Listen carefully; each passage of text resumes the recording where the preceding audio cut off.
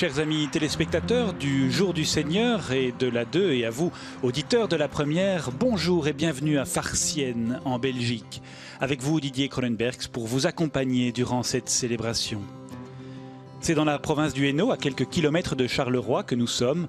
Au bord de la Sambre, Farciennes fait partie du bassin industriel de la région. Son histoire est aussi liée à l'industrie du charbon en Wallonie. Le 30 septembre 1984, 1200 mineurs remontaient pour la dernière fois de cette fosse, la dernière en activité sur le sol wallon, et les anciens terrils font toujours partie du paysage. Les vestiges de son château rappellent aussi que Farciennes a connu son heure de gloire à une époque beaucoup plus ancienne, visitée par Louis XIV lui-même, qu'il appelait d'ailleurs le Petit Versailles du Nord pour la beauté de ses jardins. À un jet de pierre du château, de la Grand-Place et de son architecture colorée, l'église de l'Assomption est un des rares bâtiments néoclassiques de la région. Ce qui fait tout son intérêt, c'est la troisième église à s'être implantée sur ce lieu, et dans celle-ci, l'harmonie s'est voulue parfaite entre ses volumes, ses trésors et ses vitraux, qui rappellent que Marie en est la sainte patronne. Mais entrons maintenant dans cette célébration du 5e dimanche de Carême qui sera présidée par le doyen de Charleroi, le père Luc Lizy.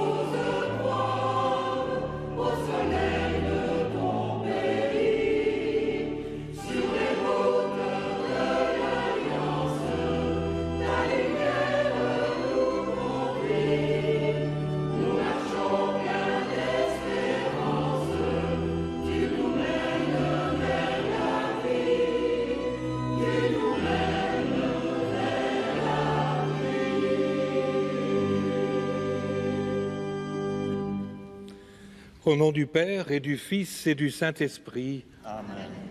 La grâce de Jésus, notre Seigneur, l'amour de Dieu le Père et la communion de l'Esprit Saint soient toujours avec vous.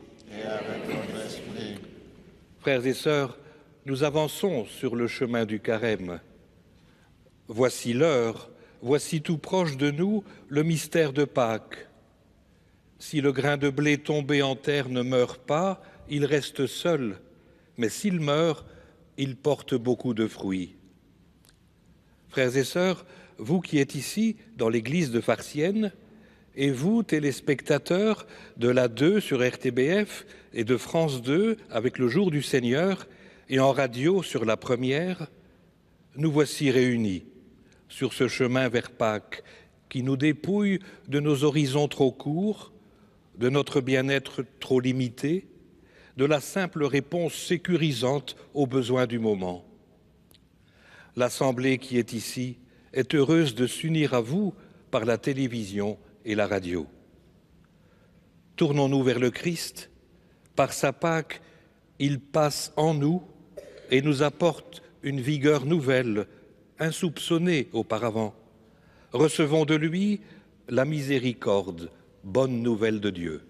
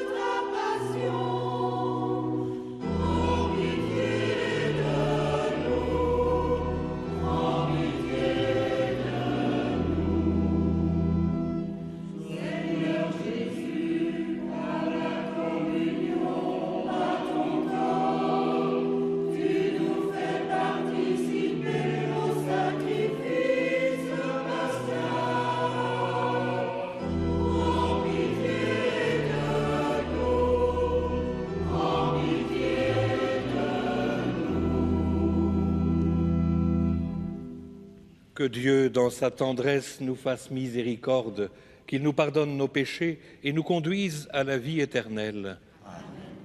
Prions le Seigneur. Que ta grâce nous obtienne, Seigneur, d'imiter avec joie la charité du Christ qui a donné sa vie par amour pour le monde. Lui qui règne avec toi et le Saint-Esprit, maintenant et pour les siècles des siècles.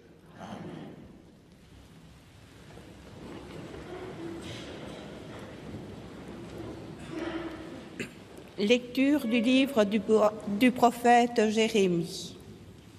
Voici venir des jours, oracle du Seigneur, où je conclurai avec la maison d'Israël et avec la maison de Juda une alliance nouvelle. Ce ne sera pas comme l'alliance que j'ai conclue avec leur père le jour où je les ai pris par la main pour les faire sortir du pays d'Égypte. Mon alliance, c'est eux qui l'ont rompue, alors que moi, j'étais leur maître, oracle du Seigneur.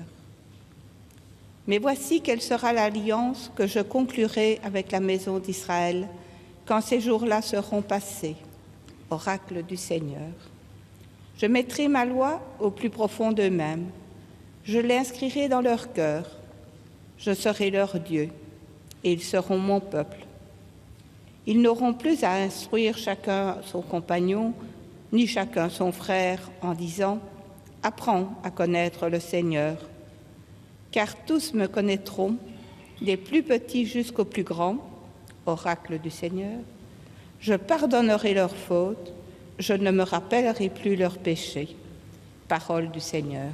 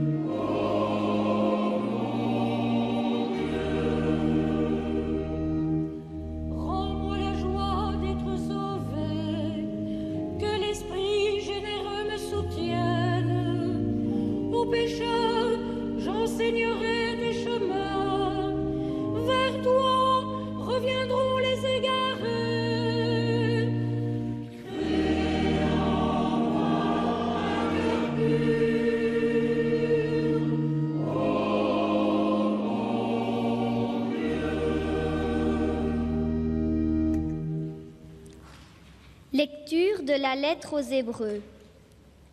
Le Christ, pendant les jours de sa vie dans la chair, offrit, avec un grand cri et dans les larmes, des prières et des supplications à Dieu qui pouvaient le sauver de la mort. Et il fut exaucé en raison de son grand respect. Bien qu'il soit le Fils, il apprit par ses souffrances l'obéissance et, conduit à sa perfection, il est devenu pour tous ceux qui lui obéissent la cause du salut éternel. Parole du Seigneur.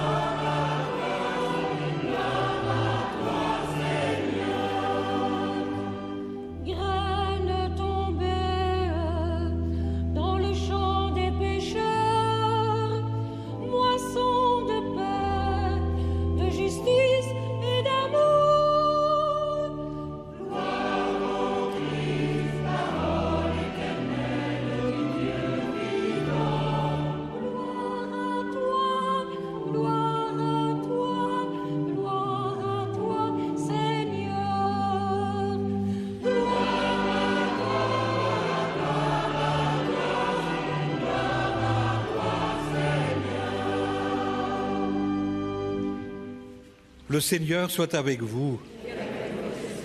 Évangile de Jésus-Christ selon saint Jean. En ce temps-là, il y avait quelques Grecs parmi ceux qui étaient montés à Jérusalem pour adorer Dieu pendant la fête de la Pâque. Ils abordèrent Philippe, qui était de Bethsaïde, en Galilée, et lui firent cette demande : « Nous voudrions voir Jésus. » Philippe va le dire à André, et tous deux vont le dire à Jésus. Alors Jésus leur déclare : « L'heure est venue où le Fils de l'homme doit être glorifié. Amen, amen, je vous le dis, si le grain de blé tombé en terre ne meurt pas, il reste seul. Mais s'il meurt, il porte beaucoup de fruits. Qui aime sa vie la perd.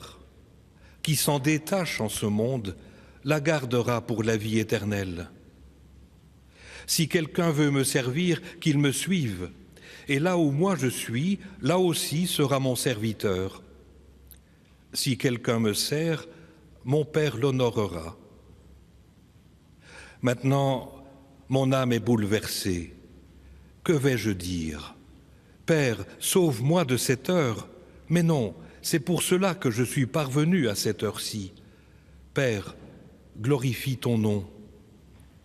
Alors du ciel vint une voix qui disait : Je l'ai glorifié et je le glorifierai encore. En l'entendant, la foule qui se tenait là disait que c'était un coup de tonnerre. D'autres disaient : c'est un ange qui lui a parlé. Mais Jésus leur répondit : ce n'est pas pour moi qu'il y a eu cette voix, mais pour vous. Maintenant a lieu le jugement de ce monde. Maintenant, le prince de ce monde va être jeté dehors. Et moi, quand j'aurai été élevé de terre, j'attirerai à moi tous les hommes.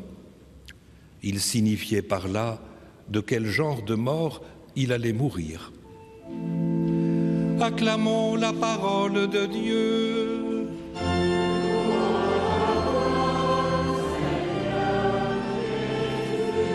C'est le père Luc Lizy, doyen de Charleroi, qui va maintenant prononcer l'homélie.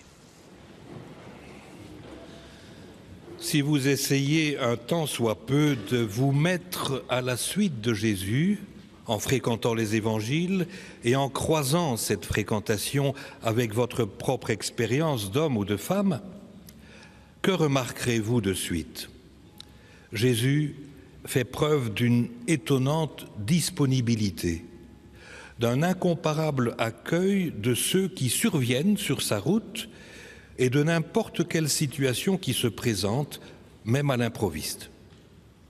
Et vous sentirez un homme libre, libre vis-à-vis de lui-même, détaché d'un quelconque intérêt personnel. Nous voici en carême depuis plus de 4 semaines déjà, et la grâce de ce temps, c'est celle d'un détour pour mieux voir et entrer dans cette manière mystérieuse de Jésus que nous sommes appelés à faire nôtre. Un détour pour mieux voir, comme jadis Moïse, au buisson ardent, fit un détour pour mieux voir. Comme Pierre, Jacques et Jean furent entraînés par Jésus à l'écart sur une haute montagne où ils le voient transfiguré. Comme Jésus lui-même est chassé par l'Esprit dans un long détour au désert pour mieux voir qui il sera, pour mieux entrer dans la condition de fils bien-aimé. Or, dans ce désert où l'on éprouve le manque, où le rêve d'une vie facile ne tient pas, et où les consolations qu'on se donne n'arrivent pas à assouvir les soifs immenses qui nous habitent, voici la tentation. Satan, le menteur. Non, dit-il, il n'est pas vrai que ta vie soit limitée. Tu peux tout. Avale la vie à grande gorgée pour ton meilleur profit. Et surtout, ne crois pas qu'il te faut risquer ta peau par amour pour autrui. C'est trop idiot. Oui, voilà le mensonge que le carême nous entraîne à affronter. Cette ambition insatiable au détriment des autres. L'exploitation sans égard de notre environnement. Le difficile consentement à nos fragilités et à l'accueil de ceux qui sont fragilisés ou non rentables. Il s'agit de quitter cette posture dans l'existence qui est celle d'une sorte d'auto-affirmation sans limite de la vie et de nous-mêmes, ou plutôt une auto-affirmation qui n'a de limite que celle des autres qui deviennent du coup nos concurrents. Il s'agit de se dessaisir de ce que nous croyons pouvoir posséder pour notre plus grand bien, comme Abraham fut appelé à se dessaisir d'Isaac, ce fils qu'il tenait toujours auprès de lui, pour enfin devenir le père d'une multitude, comme le désigne son nom. Alors survient dans l'évangile que nous venons d'écouter l'ultime tentation de Jésus. En effet, voilà qu'il est connu, renommé, recherché, même par des Grecs. Oui, voilà qu'il apparaît comme l'unique. Et du coup, voici la tentation de rester seul de son espèce, dans une gloire naissante qui ne tient qu'à lui, qui dépend de lui et de son auto-affirmation. Cette tentation est stérile. Et, frères et sœurs, vous pouvez constater ce genre de stérilité à travers toute l'histoire de l'humanité et peut-être dans votre propre expérience. Si le grain de blé tombé en terre ne meurt pas, il reste seul. Mais s'il meurt, il porte beaucoup de fruits. La victoire sur cette tentation ultime, c'est se renier soi-même. Cesser de se regarder le nombril, de s'observer en permanence, de se juger. C'est se dessaisir de soi-même jusqu'au bout, au profit d'autrui. Qui aime sa vie, la perd. Qui s'en détache en ce monde, la gardera pour la vie éternelle. Frères et sœurs, ces paroles sont peut-être incompréhensibles si l'on en reste à la surface. Et la foule, apparemment, ne souhaite pas comprendre. Elle n'a qu'une réaction religieuse. C'est le tonnerre de Dieu, dit-elle. Cependant, ces paroles ne sont pas facultatives, elles ne sont pas au choix dans le self-service des religions. Elles nous jugent, elles touchent notre humanité en son fond, elles font appel aux ressorts ultimes de la vie. Perdre la vie, la sauvegarder, c'est l'enjeu pour tout être humain et aussi pour la vie ensemble. Pouvoir être et comment pouvoir être. Ces paroles sont l'alliance inscrite au plus profond des cœurs, comme disait le prophète Jérémie, par celui qui a fait sortir de l'esclavage au pays d'Égypte. En elles, il y a l'appel à une profonde libération, à une déprise de tout ce qui nous oppresse et nous rend lourds, aussi nos culpabilités, nos rancunes, nos illusions, pour que nous puissions apprendre à être fils avec le Christ, lui qui a pris dans l'obéissance, comme dit la lettre aux Hébreux, et devint par son obéissance la cause du salut. Je laisse à votre méditation ce propos d'une mystique du XXe siècle, c'est le détachement qui rend toute chose éternelle. Ceux qui voudraient obtenir le texte de l'homélie du doyen de Charleroi, Luc Lizy, peuvent envoyer une lettre à l'une des adresses suivantes. Pour les téléspectateurs qui nous suivent sur la 2 ou en radio sur la première, au service des messes radio-télé, rue de la Linière 14, 1060 Bruxelles, ou un mail à homélie@catobel.be ou sur le site Catobel, l'homélie s'y trouve déjà. Et si vous êtes téléspectateur du Jour du Seigneur, vous écrivez au Jour du Seigneur, 45 bis, rue de la Glacière, 75 013 Paris, ou un courriel à homélie@lejourduseigneur.com.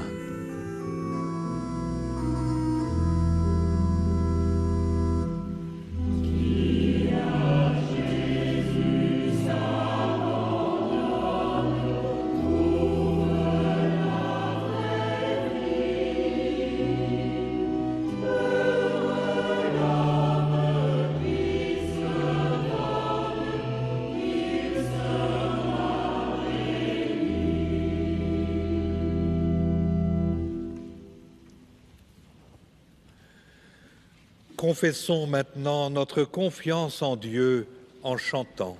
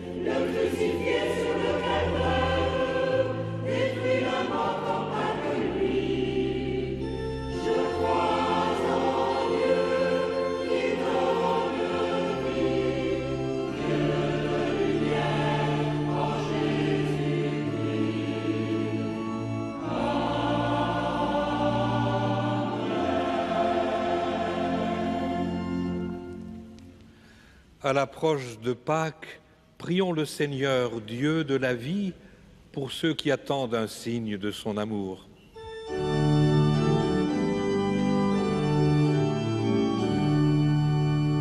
Seigneur,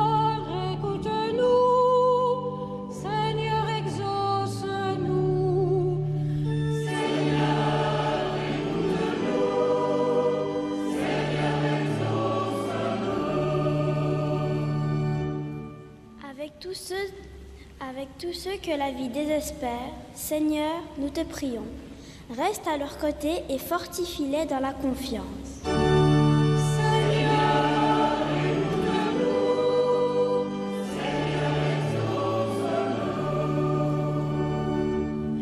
Avec nos frères chrétiens persécutés, Seigneur, nous te prions. Demeure auprès d'eux tous l'ami qui affermit et qui aide.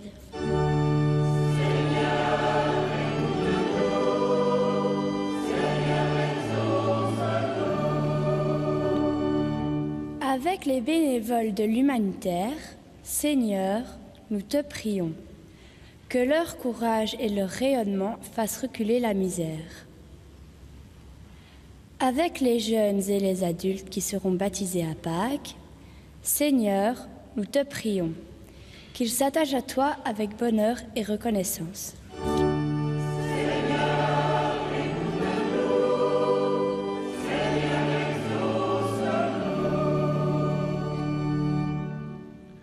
Avançant dans ce temps de carême, nous nous tournons vers toi, Seigneur. Garde-nous du désespoir ou de l'indifférence, pour qu'avec toi, nous soyons témoins du Dieu qui nous aime, maintenant et dans les siècles des siècles. Amen.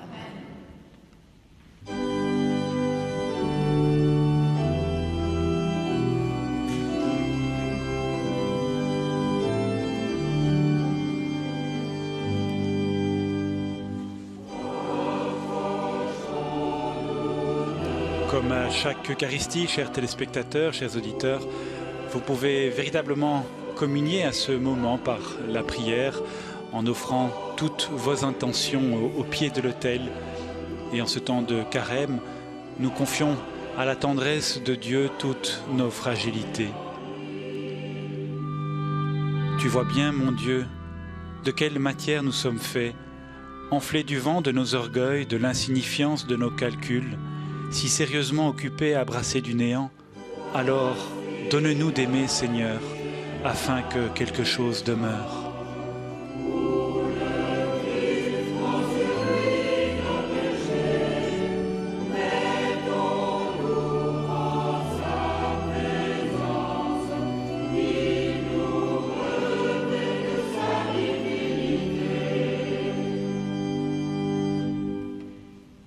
Prions ensemble au moment d'offrir le sacrifice de toute l'Église. Pour la gloire de Dieu et le salut du monde.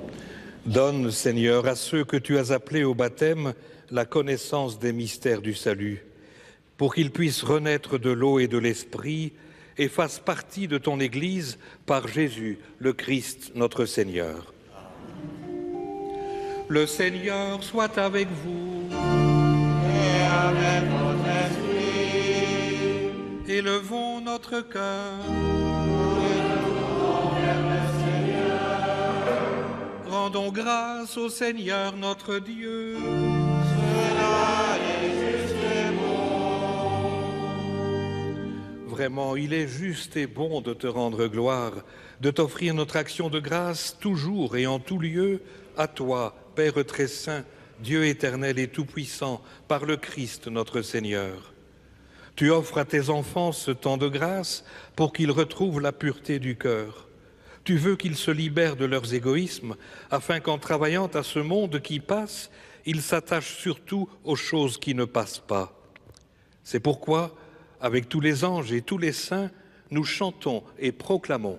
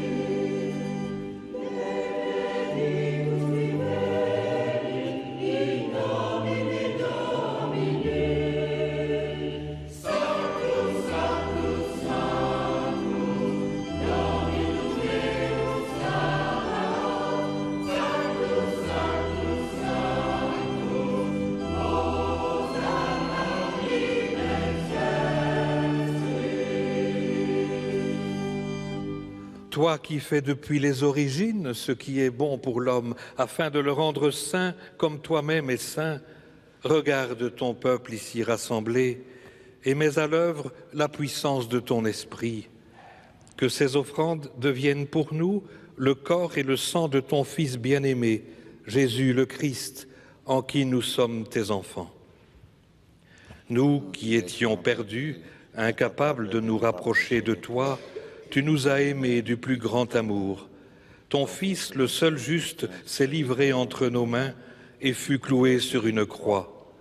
Mais avant que ses bras étendus dessinent entre ciel et terre le signe indélébile de ton alliance, il voulut célébrer la Pâque au milieu de ses disciples. Comme il était à table, il prit le pain, il prononça la bénédiction pour te rendre grâce, puis il le rompit et le donna aux siens en leur disant « Prenez et mangez-en tous, ceci est mon corps livré pour vous. »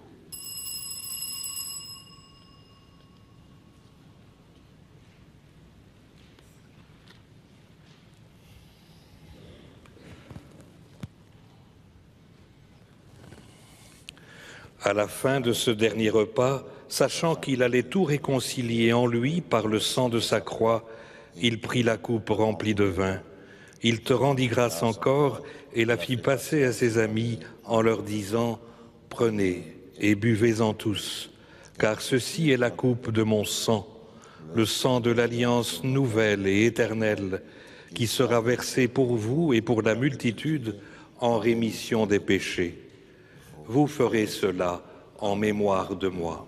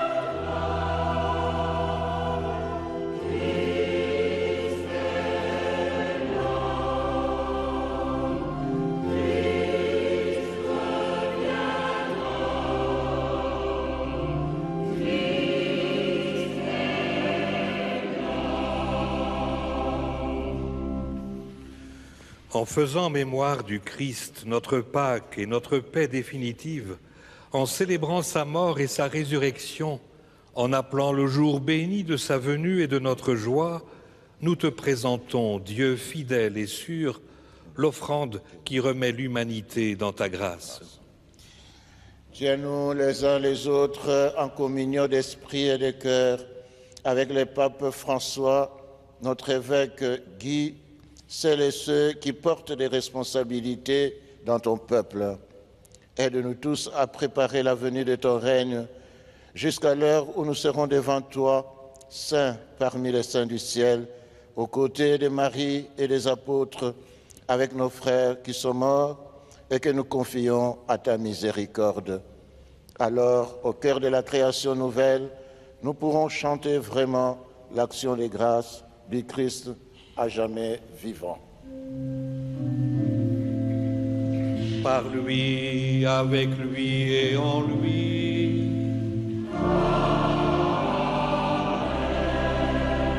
À toi, Dieu le Père Tout-Puissant, dans l'unité du Saint-Esprit.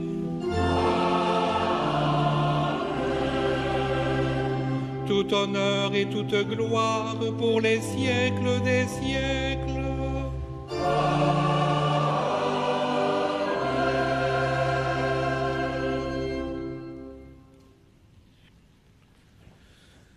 Animés par l'Esprit Saint que le Christ nous a promis, nous osons chanter d'un seul cœur.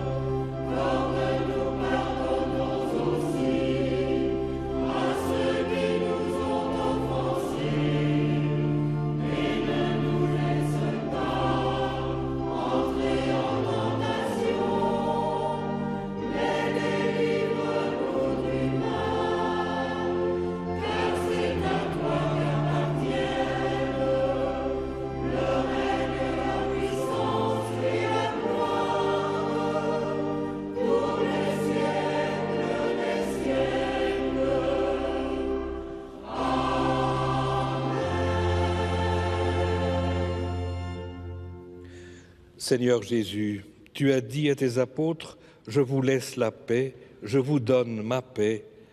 Ne regarde pas nos péchés, mais la foi de ton Église. Pour que ta volonté s'accomplisse, donne-lui toujours cette paix et conduis-la vers l'unité parfaite, toi qui règnes pour les siècles des siècles. Frères et sœurs, dans cette Église ou chez vous, à vous qui nous suivez à la télévision et à la radio, que cette paix du Seigneur soit toujours avec vous. Et avec votre esprit. Dans la charité du Christ, donne-nous la paix. Cette paix que les membres de l'Assemblée partagent actuellement ici à Farciennes, je l'adresse à vous également, chers téléspectateurs et auditeurs.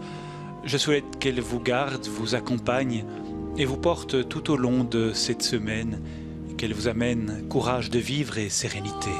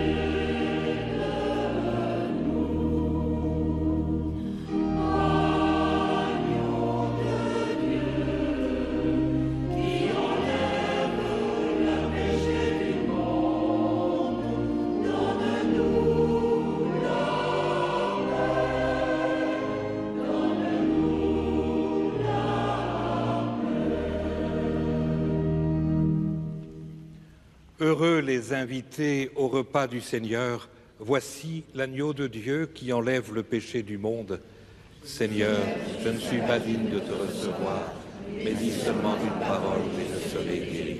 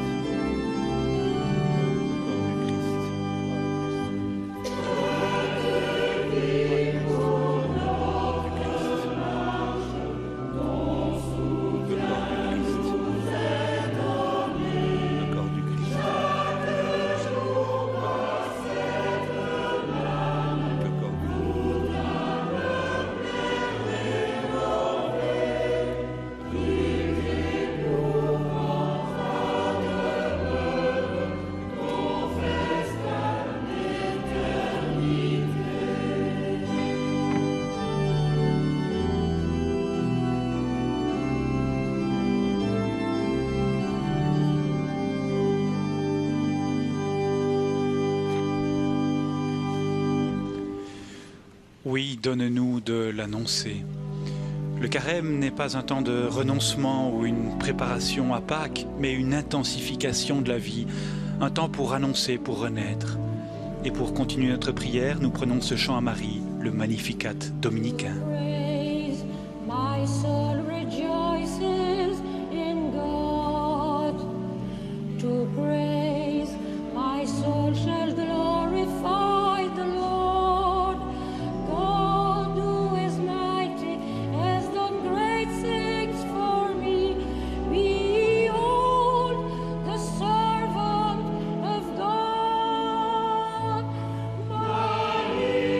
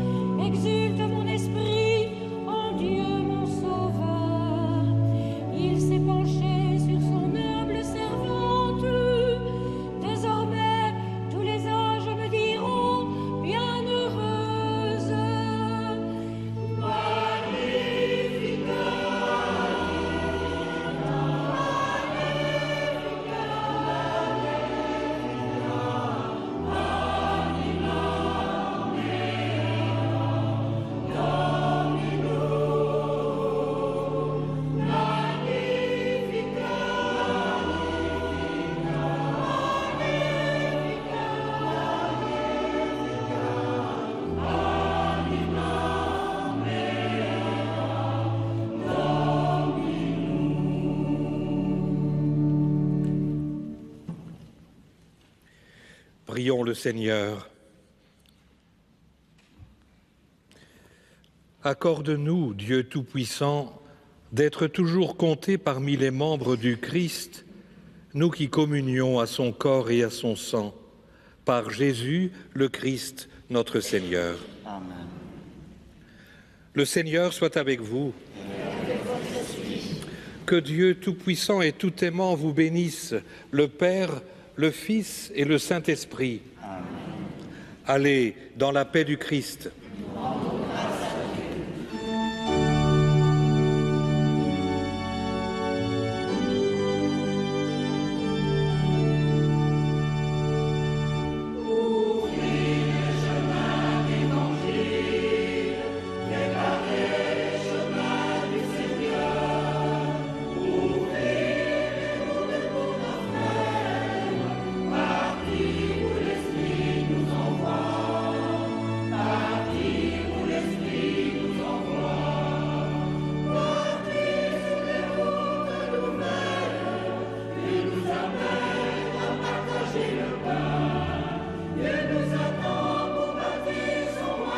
Chers amis téléspectateurs et auditeurs, vous avez suivi la célébration du 5e dimanche de Carême depuis Farciennes dans le diocèse de Tournai.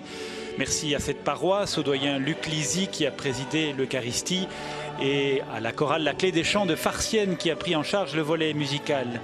Avec vous, c'était le frère Didier Krolenbergs. Je vous souhaite à toutes et tous un excellent dimanche et je vous souhaite de partir où l'Esprit vous envoie, comme nous y invite ce chant final. Au nom de toutes les personnes qui ont préparé cette célébration, permettez-moi de vous remercier encore pour votre présence et votre soutien. À très bientôt. Au revoir.